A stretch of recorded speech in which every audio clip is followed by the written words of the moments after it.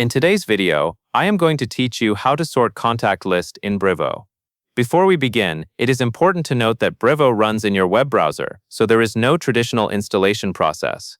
You will simply open the Brevo website on your computer or mobile device and sign into your account to get started. First, open your browser and go to the Brevo website. Once the page loads, sign in so you can access your dashboard. If you are on a shared computer, take a moment to confirm you are in the correct account before you continue, since contact lists can be different across workspaces. After you are in, head to your main dashboard area. From here, you will create a new list view to work with by selecting the option to create a new item. Look for the button that says something like Create New on the dashboard and click it. This gives you a clean place to organize and review contacts. Next, upload or add the sources that will populate your contact area. In the pop-up window, select the files or links you want to pull in. Depending on what you have available, this might include documents, online links, or files stored in cloud storage. Once you confirm your selection, these items will appear in the left side panel.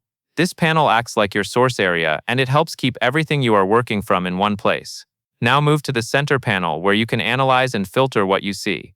Enter a specific prompt or request in the chat area to retrieve the details you need, and pay attention to any citations or references that appear with the results.